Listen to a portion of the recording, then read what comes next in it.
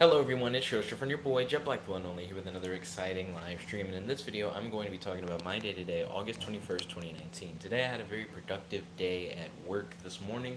I took a few edited pictures of me wearing my Venom t-shirt, trying to give it a very stylized look. I have images of me shooting webs. I have an image of me with like Venom tendrils coming out of my back in an alleyway. I also have an image of me in front of the Venom logo doing like a lunging pose or whatever. I'm gonna post all those images up onto the channel as a slideshow after the stream.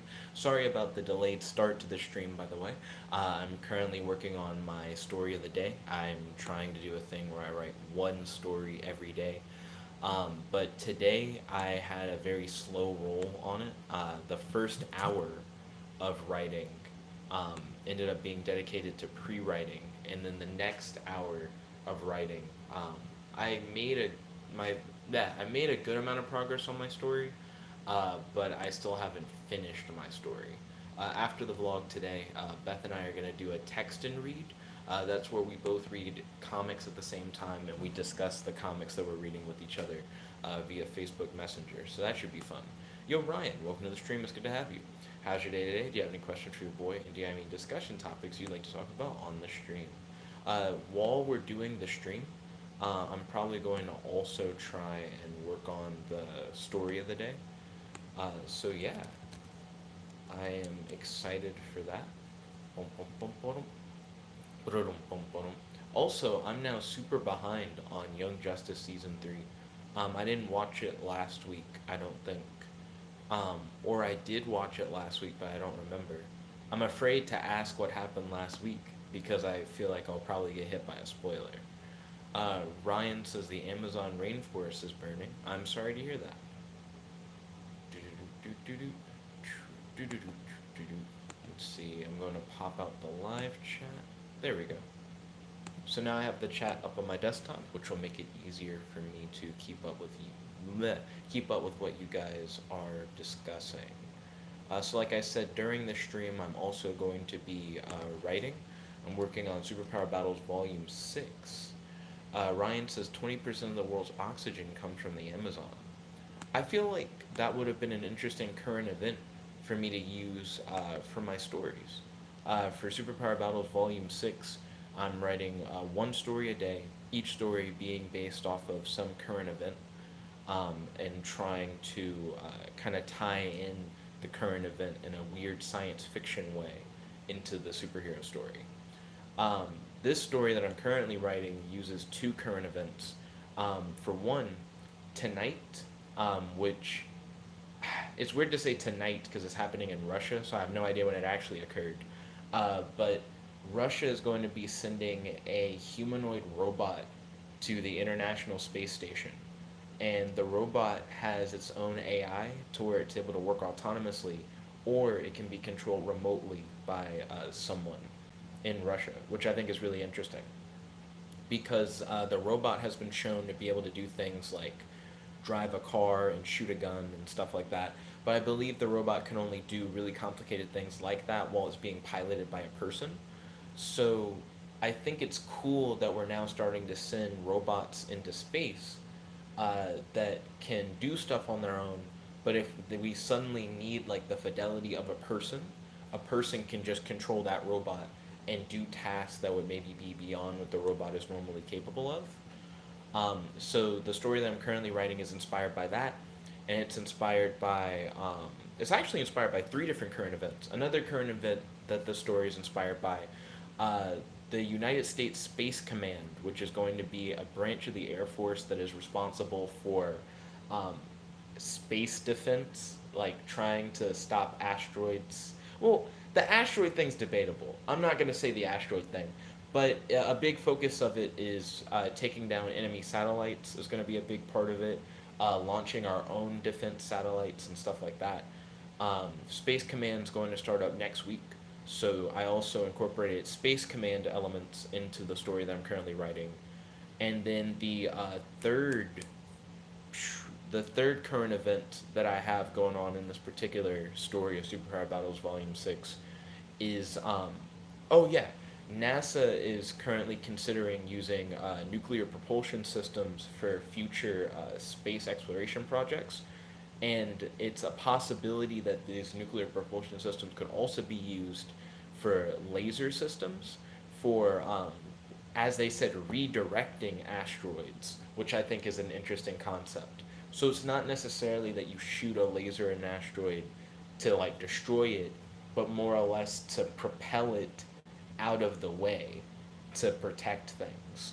So I'm like, oh, that's like an interesting way to do asteroid defense, which is why I slipped up earlier and I was like, Space Command might do asteroid defense stuff. It's like I don't think that's been confirmed or not, but NASA at the very least is thinking about asteroid defense. Let's see.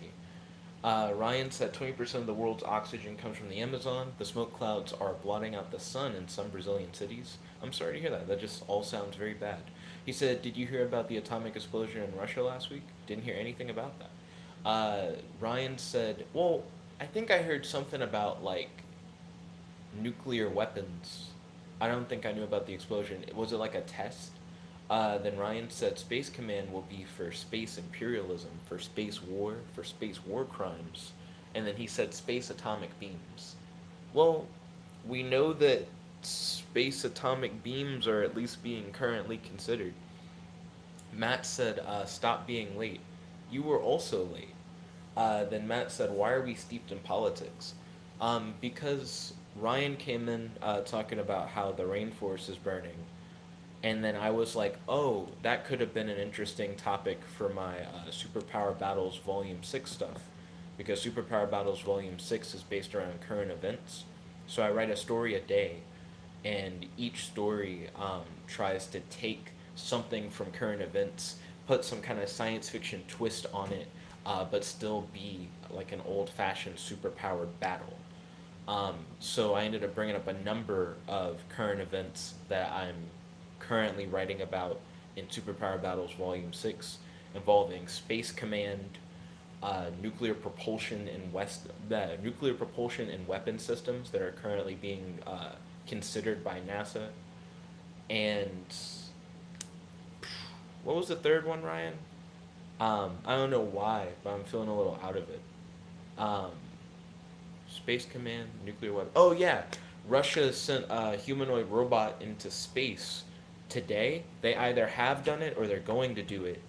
But the robot is autonomous to where it can like do things on its own, but it also can be remotely controlled. Where like if suddenly they needed the robot to do something that it's not capable of doing with its AI alone, someone could essentially like put on a rig and operate the robot. I think that's a cool idea. But all of that I'm currently putting into the story that I'm writing right now because I actually haven't finished my story of the day yet. So I'm trying to do that as we speak. Let's see. Ryan said talking about the federal military space forces. Then Matt said, Jet, you were just feeding Ryan's desire for politics. And then Ryan corrected to federal militaries. So right now, at the part of the story that I'm writing, Sentient Supreme, who is the villain of this particular story, is about to essentially shit on the protagonist. So that's where I'm at. This isn't the first shit on, but the second shit on. Because if you guys know about my formula for writing superhero stories, the villain has to shit on the hero has to be like, aha, but I was able to get around that shit on. And the villain has to go, aha, well, you're actually still getting shat on. And then the hero has to be like, oh no, and figure out a way to get around it. Ryan said, it's not a desire for politics, it is a desire for political discourse. I still would be not inclined to talk about politics. I like the idea of talking about current events and then seeing how they can be applied in like a cool fiction story, especially one involving superpowered battles, but current events in general I'm not particularly interested in.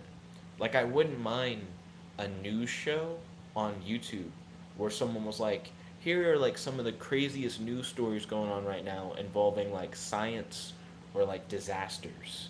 and then here are ways that these stories could be not these well yeah these stories here are ways that these new stories could be incorporated into like modern comics, like if this week's issue of the Flash talked about like the hurricane that's coming through in like real life, or like Ryan was saying how like the rainforest is being burned down, and how those heroes would either be affected by those things or try their best to like prevent those things, or if maybe the hurricane that's currently coming is being controlled by like weather wizard or something.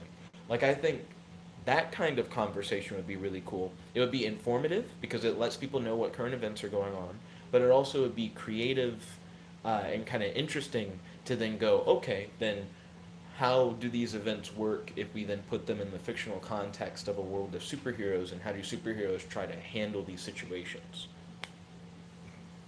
Let's see.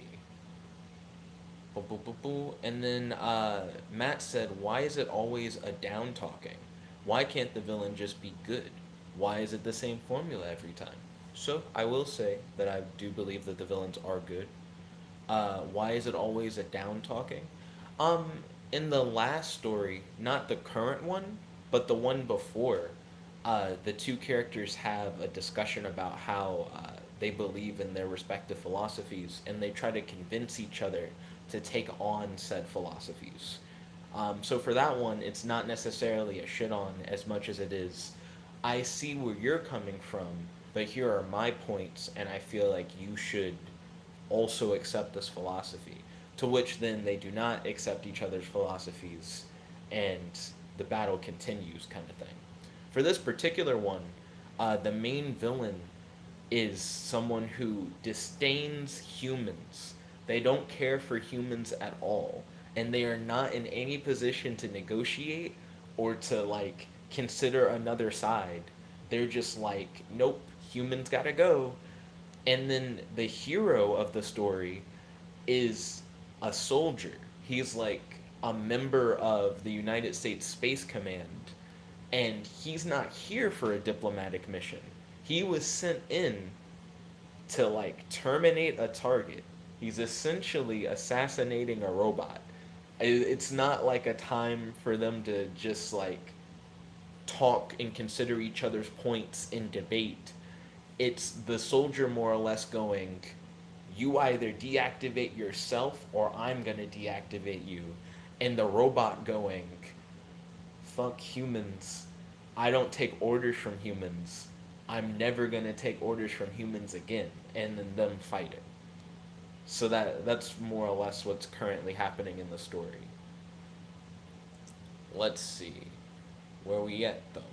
And then Matt said, why is it the same formula every time? I feel like you heavily underestimate formulas. I think you feel like if there's a formula that means all of it is the same, but I just feel like that's not necessarily true. Tom and Jerry uses a formula. Tweety and Sylvester use a formula. A lot of Bugs Bunny stuff is formulaic. Phineas and Ferb is formulaic as fuck. Most things use a formula. I just don't know where you're coming from on that. But it's whatever. Let's see. Ryan said, but Jet, that would be too political. Would it though? I'm not sure if it would necessarily be too political.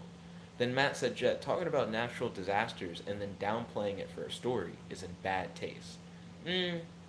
I don't know. Because it's not saying, like, this natural disaster isn't a serious thing. It's more of just doing a thought experiment involving the natural disaster. I don't think putting real life events in fictional stories makes the real life events somehow less meaningful or somehow makes them seem like non-factors. It's just it's just not that at all, really. Cuz I would understand if the whole point of it was downplaying the natural disaster, like saying, "Oh, it's not that bad." But that's not really the idea. The idea is, okay, so how would superheroes react in this situation? How would they try to prevent this current event? Or how could this current event spin into something to where, oh man, like a superhero needs to be involved? And like stuff like that. Let's see. Then Ryan said it would become too political, as then heroes would be obligated to fight American fascism. I'm sure that that's something that's being discussed in Captain America.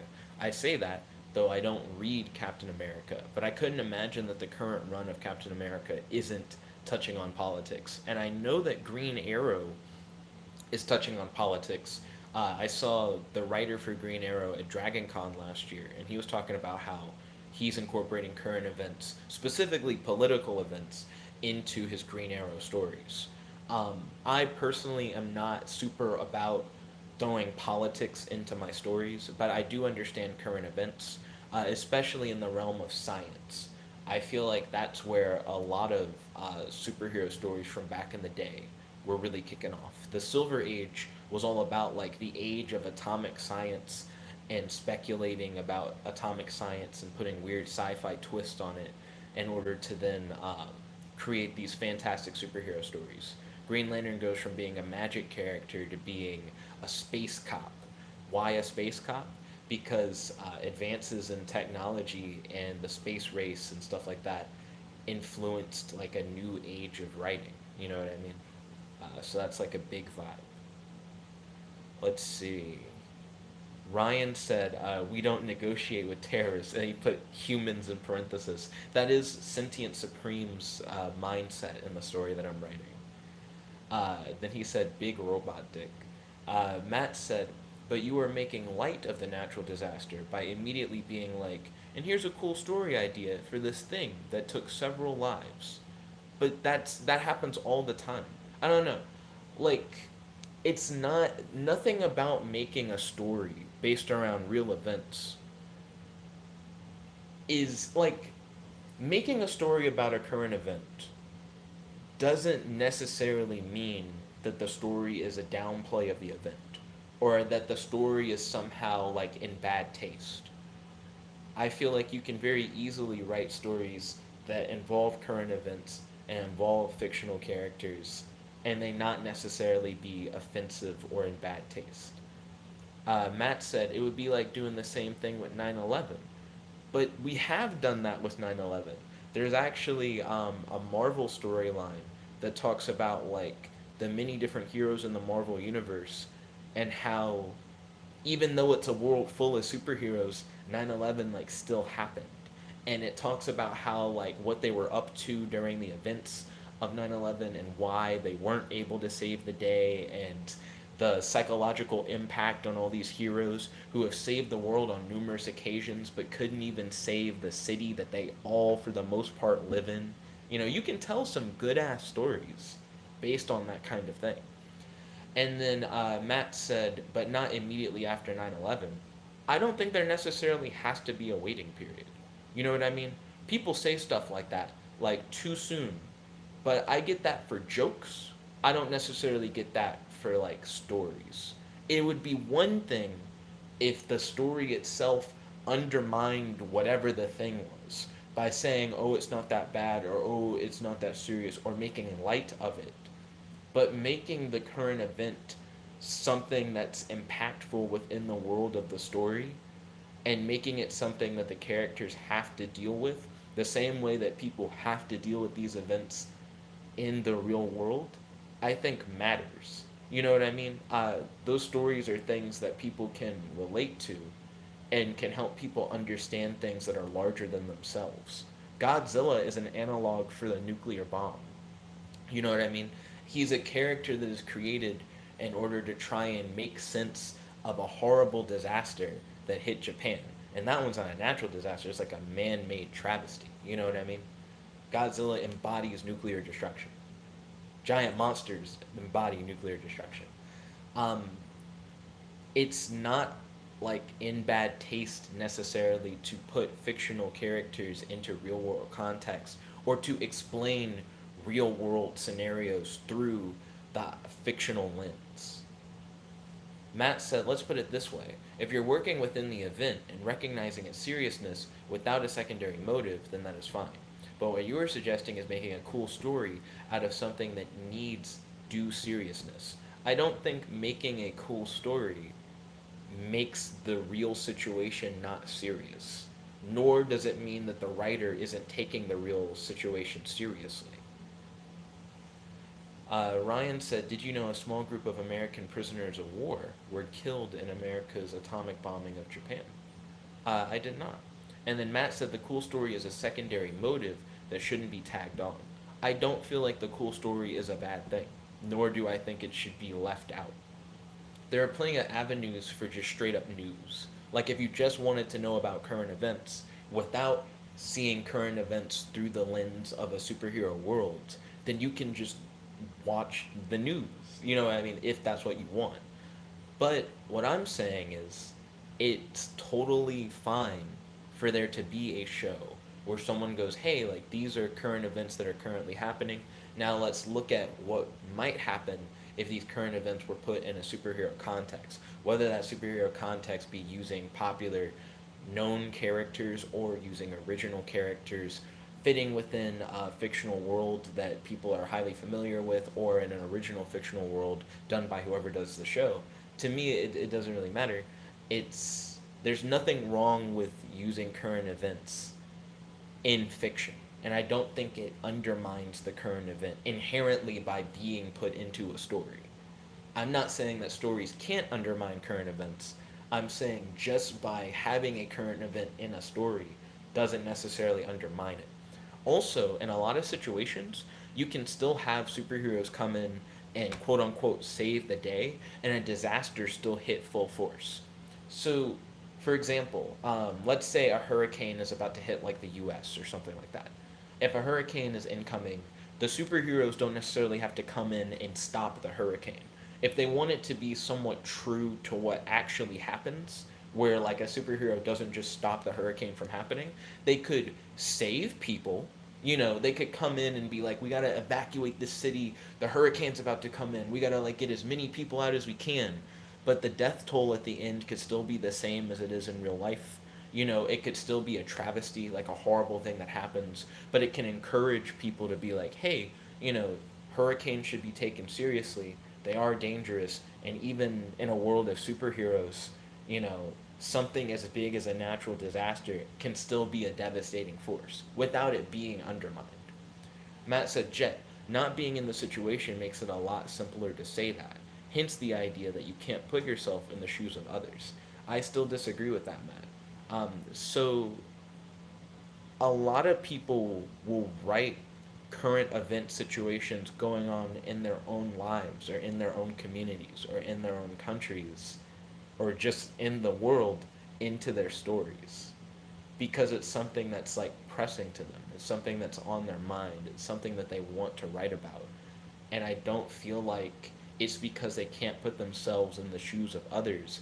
It's more that they're writing stories that even at such a loose basis are grounded within the world they live in. I don't think it makes it like a horrible thing. Let's see. Ryan said, it's not that current events are too political for superhero stories, it's that snowflakes will get upset. Imagine all the kinds of backlash that occurred over mundane stuff, let alone heroes dealing with real life crimes of the state. It is interesting how people will react really heavily to like even just the fictional events of a comic book, let alone when a comic book tries to tackle like a real world issue or like a current event happening.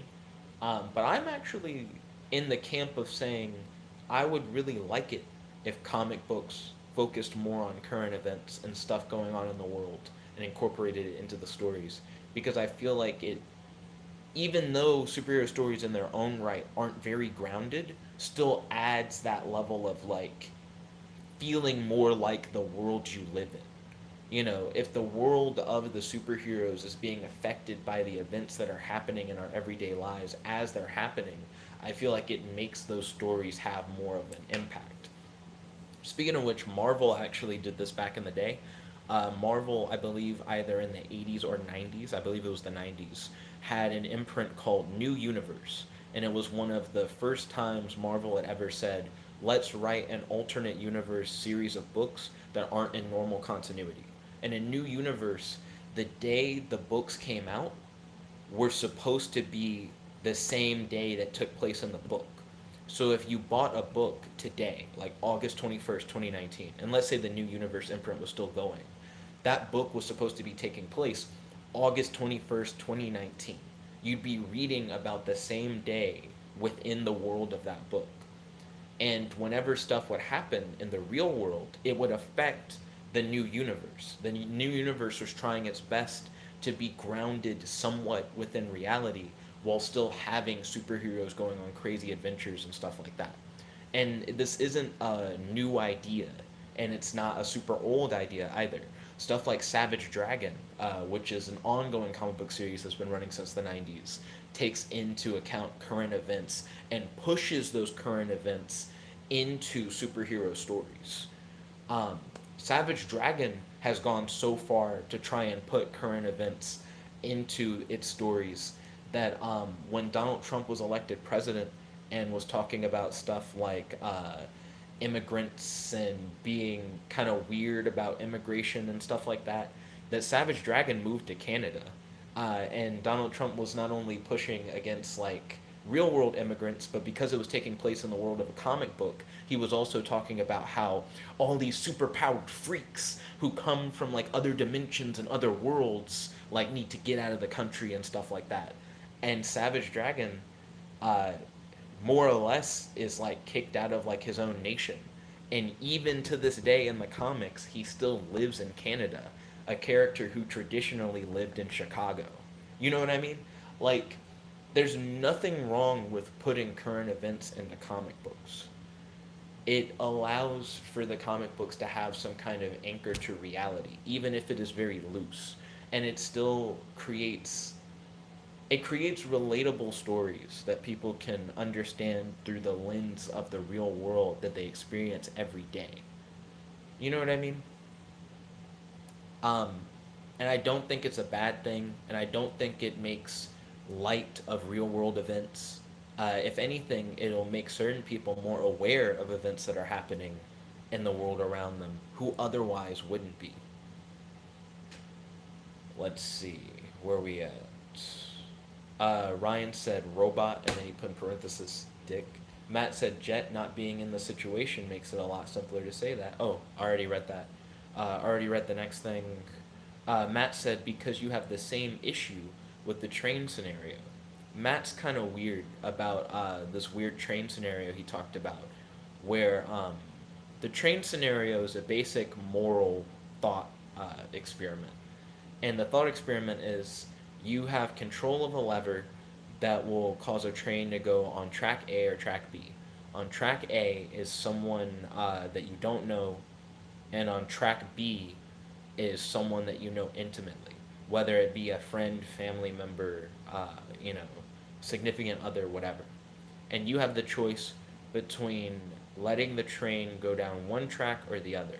You have no other option. You can't stop the train. You can't call for authorities. You can't do any other thing. You just have to choose which track the train goes on. And I assume if you don't choose anything, the train just hits one of the two people. And Matt's upset because I'm like, I'm not going to make that choice. If the train is just going to hit whoever, then the train's going to hit whoever. And because of the way the thought experiment is phrased, and you can't really change anything else but whether or not the train goes on one track or the other, I'm not going to change the track of the train. It's not my. It's weird to say it's not my responsibility, but it's just not my right to choose who lives or who dies. And Matt's like, that's unrealistic, and that's blah blah blah blah blah, and that's a big part of why Matt is like, and that's why you can't put yourself in the shoes of other people. But I don't think that's necessarily true. Let's see, where are we at? Ryan said, oh, I already read that. Matt said, it's not even the snowflakes though. It's people who suffer through the event and might suffer from PTSD. Do you feel like people who suffer from PTSD don't look at relatable media? Like, do you feel like people who suffer from traumatic events are like, you know what? I never want to read anything about that event ever. There are people who suffer from those traumatic events themselves who write stories about those events because that's what they know. That's what they've experienced. That's their inspiration. And there's nothing wrong with taking that inspiration and putting it into what you're building. You know, I just think it's a weird flex to be like, no, no, no, no, no, it's wrong and you can't write about it and it is gonna like fuck people up. Like, I understand that there are people with PTSD who are like, I can't do that. I can't revisit it. I don't want to revisit it in my fiction. And they don't have to. They don't have to read those stories if they don't want to. But that doesn't mean that there aren't people who suffer from it who are trying to find some way to come to terms with how they feel, who may look at that material and it may take them back, but it takes them back in a different way. Um, I don't know. I just feel like that may be more of a limited perspective on your part than on my part when it comes to seeing how different people deal with different trauma in different way and how either expressing it through art or being able to face it in a different way can be helpful rather than hurtful. Let's see. So where are we at? And then Matt said also, when you want grounded stories but then complain about relatable characters. I feel like Marvel Comics has too big of a focus on we have to be relatable over having interesting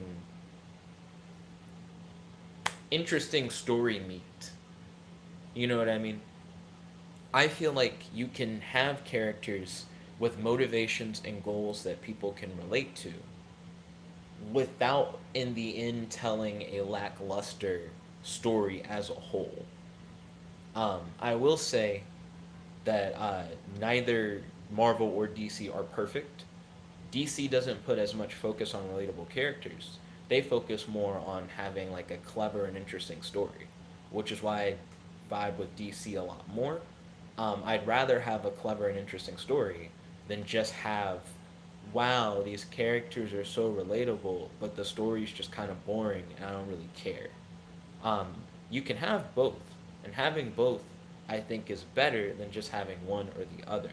But I will say that my stories are more inspired by DC and having a clever and interesting story than they are by necessarily having relatable characters. Though I do feel like the more that I write, the more fleshed out my characters have become. I definitely will say that the characters in Volume 1 of Superpower Battles are definitely flatter than the characters now in Volume 6 of Superpower Battles. But that just comes with experience. Let's see, where are we at though? Ryan said current alternate history events. Interesting. And yeah, I mean, that's pretty much what ends up happening in a lot of superhero fiction that does try to take into current events. It makes itself like an alternate history. Then Ryan said being fascist about immigration, talking about the whole Donald Trump Savage Dragon thing I was referring to earlier. Ryan said by snowflakes, I meant internet reactionaries who complain about stuff but don't actually read a lot of comics, which is a big thing. I'm not sure if a lot of people are aware of this. Uh, I think some people might not be aware of it because they're a part of the thing. They're really big about complaining about things that they don't actually read, like Matt. That's a direct call out to Matt, not sugarcoating it. But there are plenty of people who complain about stuff that they don't read, and they make a bigger deal about things than what they actually are. In many cases, hearing like hearsay about something and then going, just based off of the little bit that I heard from this thing I didn't read myself, boo.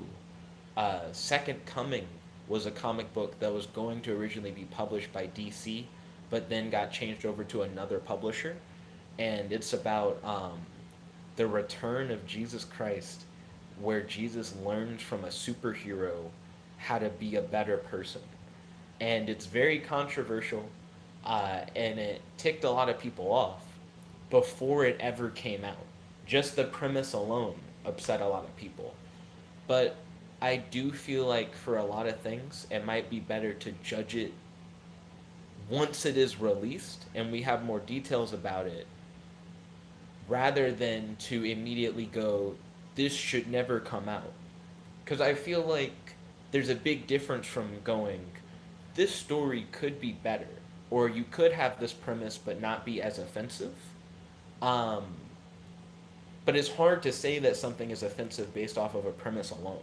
And in a lot of cases, when people talk about comics without reading them, they always have very shallow things that they say because they're judging a premise rather than judging a work. Um, so I've heard people talk about Super Hyphen Man, the Superman of China, and saying that he's some shallow knockoff version of Superman that exists solely to give people who are of a similar ethnicity to him someone to relate to. And those are people who have not read, at least the people that I'm referring to, because I am referring to specific people I've talked to, those are people who have not read New Super Hyphen Man. I was talking to one of my friends about New Super Hyphen Man and talking about how solid the story is and how well developed the characters are and how different it is from just your normal Superman story. And one of my friends was like, why is he called Superman? Why is he Asian? He's like, clearly it's just to appeal to Asian readers and it's just gonna be like a watered down Superman thing, but he's not reading it. You know what I mean? A lot of people shit on Superman. They're like, Superman's too overpowered. There are too many things he can do. Nothing can really challenge him. So why would I ever read a Superman story? And again, that's coming from people who don't read Superman. So they don't know the kinds of things that challenge Superman. They don't know what his comics are like. They're just assuming based off of a premise that is something that they won't enjoy. And I feel like that's something that happens a lot. Let's see. Ryan said, like all those people complaining about things like Captain Marvel before the movie comes out. I agree that it's weird for people to shit on stuff before the thing comes out. I can understand having reservations. I can understand people saying, like, based on the premise, I don't think I'll necessarily like this or agree with what it's about, or I may not be interested in reading it. But there are people who are like, this should be banned, or this already I know is going to be horrible for a fact objectively, and it's like, that just doesn't make sense to say. You know what I mean? Until the thing actually comes out, until someone has actually seen it, um, and until you actually like look at whatever the thing is you're complaining about, it's hard to make these broad generalizations about a particular thing and have such strong opinions about essentially nothing, like just like a premise or a description or a trailer. Though it totally makes sense for people to maybe see a trailer or hear a premise and go, I personally don't think I'd be interested in X, Y, or Z. But there's a big difference from saying, I don't think I would like it, and saying, it's just garbage. You know what I mean? Where are we at? Matt said it's not in the one on one scenario per se, although it's still sort of important, but it's more in the one on five scenario where you say the same thing. So you're talking about the train scenario with the tracks. So you're like, if there were, are you just saying if there were more tracks? You're losing me on that. Are you saying more tracks? Or are you saying that you talked to four other people and all those people were like, of course, I would make the track just hit that guy I didn't know? Because other people sure can just do whatever they want. I'm not making a choice on the train track thing. I don't have the right to choose who lives or dies. Ryan said if an author is worried about triggering PTSD, then they can put trigger warnings at the beginning, which is true. Ryan said, which is what trigger warnings are for. Matt said, you are essentially sidestepping the moral quandary of the problem entirely by not answering it.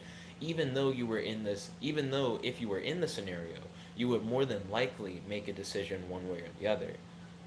Choosing not to flip the switch is making a decision. Yeah, like, and it's not necessarily an apathetic decision. You know what I mean? It's just more saying, I don't have the right to control who lives or dies. So why would I go out of my way to control who lives or dies. It's not my place. Let's see. Where are we at? And then Matt said, no, I don't complain about things I don't read. I complain about the structure of the story as a whole. But I feel like your complaints about formulas of stories, I don't entirely understand. Johnny Test is formulaic. Batman Brave and the Bold has a formula. Like I I don't know where you're coming from when you're like formulas are bad. Cause I can just almost guarantee you that most media that you enjoy is following some kind of formula. And that even if there's a framework or a formula behind a story, behind a series of stories, that doesn't mean that all the stories are the same. They are to a point due to the framework. Like if you get down to the nitty gritty, they all are made up of the same beats. But the way those beats are presented and the characters involved in those beats and the different settings and the creative twists that are put in by the different creators using the different formulas do cause and create variety. And even the same creator working with the same formula, putting different ideas into the formula has different outputs. You know what I mean? So I don't really know where you're coming from on that. Let's see. Matt said you have the option to send me something to read whenever you want to prove your point, and you have yet to prove quality writing so far. I'm down to send you stuff whenever you want to read it. Tell me. I will hit you up. I won't hit you up with anything that I haven't published, though. That's just a personal rule of mine. I'm not a fan of sending out stories before I've like gone over and checked it and made sure that like my shit is good, at least to me, and then published it.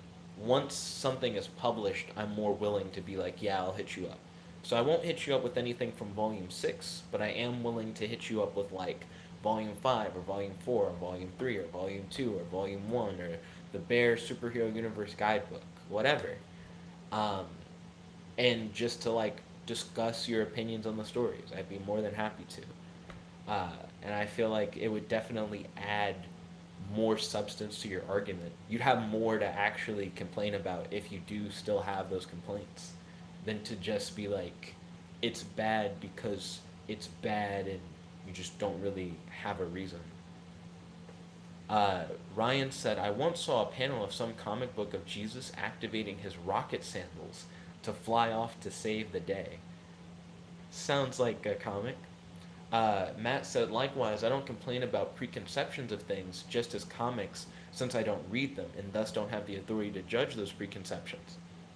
I can give general estimates on stories based upon what I understand. But I just feel like you put yourself in positions, Matt, where you're like, this thing is bad. And you talk about like why you feel like it's bad and you repeatedly go like, oh, this and that. And then I'll give you my reasons for why I feel like what I'm writing is good.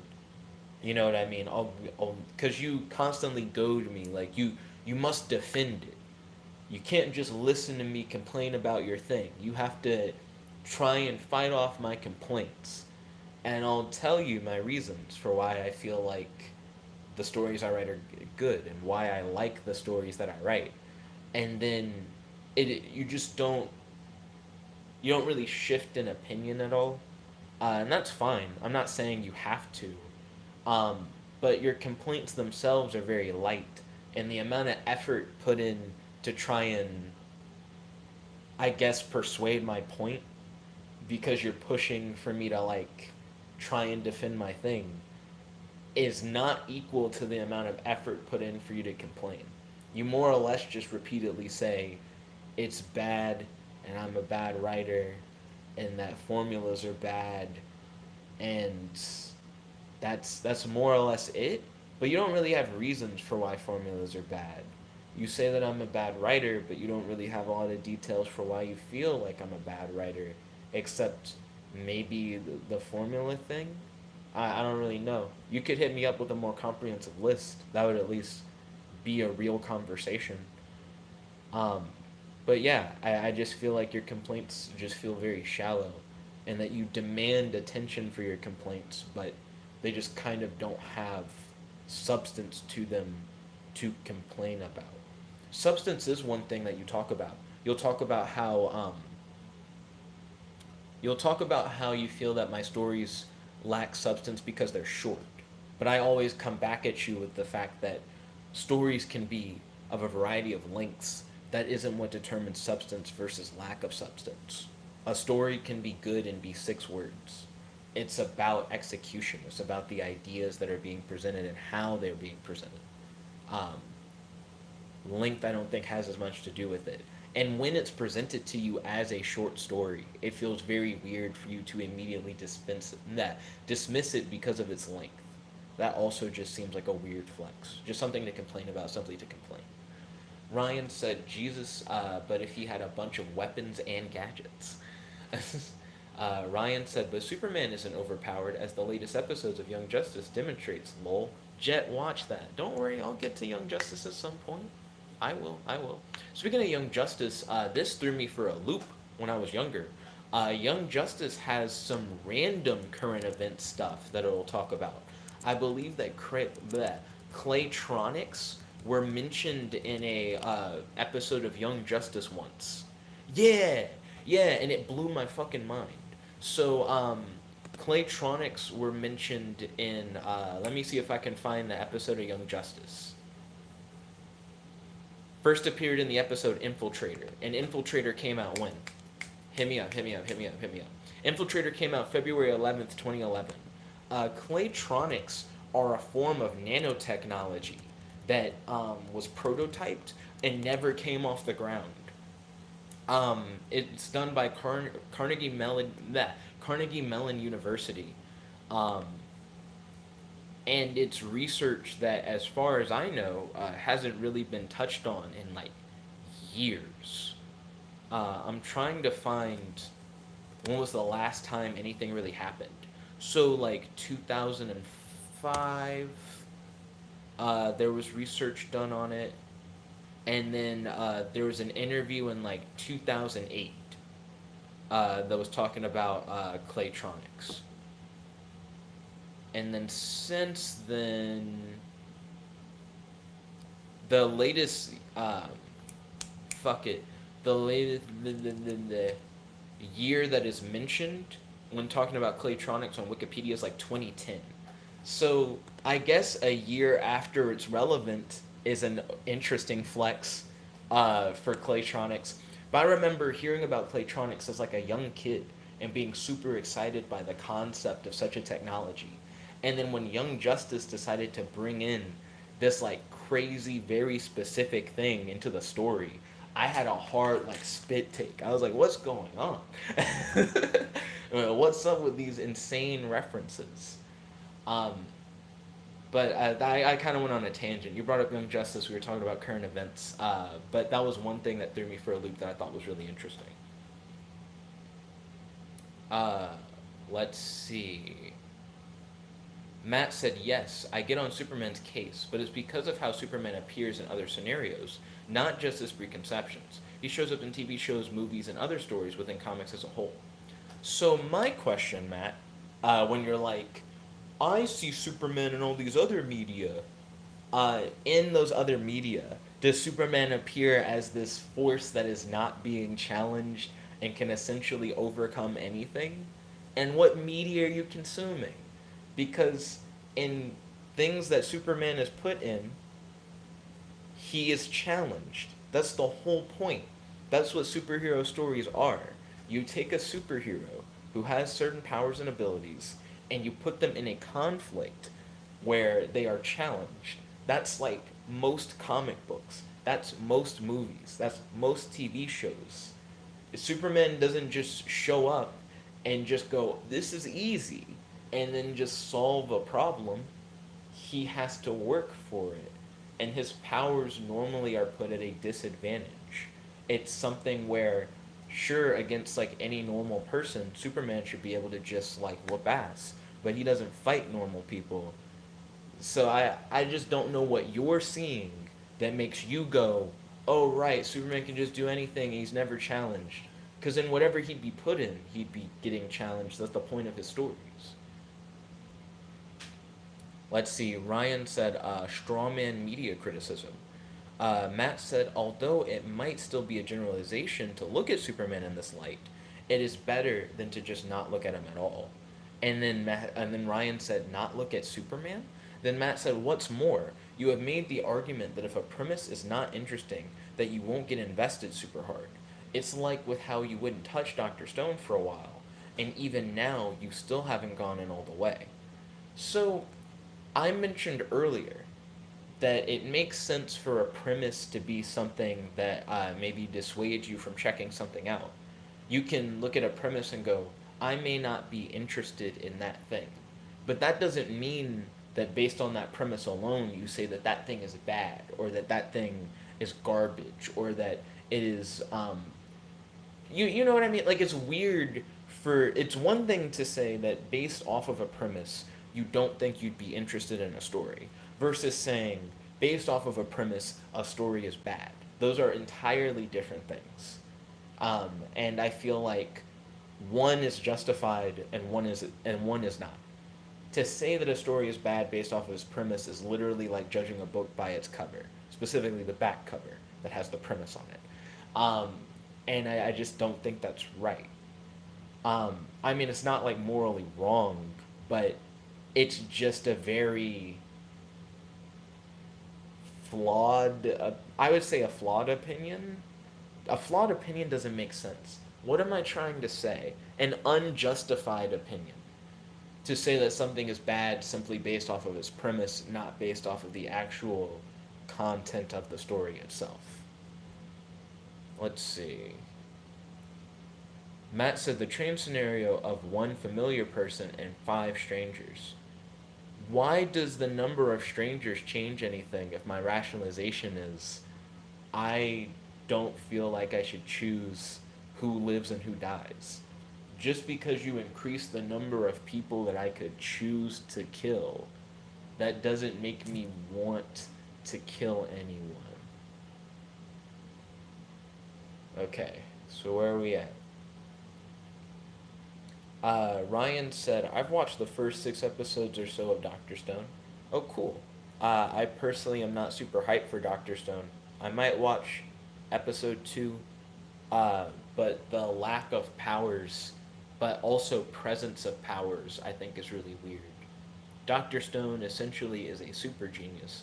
I feel like he's smart to the point of being just a superpowered person in general, and I kind of like a world where multiple superpowered characters have different motivations and goals, or sometimes even the same motivations and different goals. And due to this, it creates a conflict between them, which ends up being resolved through some sort of competition between the two involving their powers, whether it be like a fight or a game or a race or a sport. But Dr. Stone, it seems like the main character is a super genius, but as far as I'm aware, and I could be wrong, everybody else is just more or less a normal person. But again, I've only seen the first episode, so I don't really know, and I can't really judge it that hard. But based off the premise of Dr. Stone pretty much being the only superpowered person in the world, I'm not particularly interested in checking out Dr. Stone. Matt said strict formula following without recognizing what is good and bad within it is bad, something you are guilty of in most scenarios. I just feel like that's not necessarily, again, true. For one, subjectivity. What is good or bad to one person may not be good or bad to another person. I like the formula that I have, and I like the structure of the formula, and I like the stories that I create from the formula. So I feel that the components of the formula are good. You may feel that components of the formula are bad, to which then I would say, why and what components for what reasons? I would go deeper rather than having a surface level complaint that doesn't really clear the air on anything. Rocky Ford said, hi there. He said he's doing good today. That's great to hear. He said, what did I do today? Work, took some edited photos, which I'm gonna upload to the channel as a slideshow after the vlog or possibly tomorrow. We'll see. Um, Started but didn't finish the one story of the day because I'm trying to write one story every day. Um, and the vlog. I mentioned work, right? I got a lot of work done today. Yeah. Oh, my niece came over. She lost a tooth. She's really excited about it. I'm not sure if this is like the first or second tooth she's lost, but she seemed really hype. Might be her first, because the way that she was reacting while eating, it seemed like it was a new experience to eat without one of her teeth. But I don't know. And then as a discussion topic, he mentioned Yu-Gi-Oh! Legacy of the Duelist Link Evolution. Is that a brand new Yu-Gi-Oh! Based video game that's set in the Yu-Gi-Oh! Vrains? Question mark. Then Matt said, ignoring the choice within the train scenario, regardless of where the train is headed, is unjustified. I have my justification. My justification is that I do not have the right to choose who lives and who dies. So I am not going to choose who lives and who dies because I feel that that is not my place.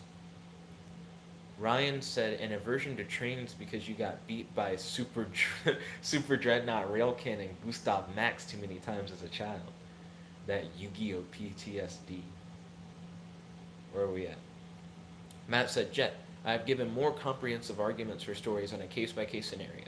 The stories you make are too strictly formulaic of what you have shown me, hence why it keeps coming up as an argument. Substance is also a common issue, not just for the fact that they are short, but because you aren't on the level where you can condense solid, impactful writing in a small space.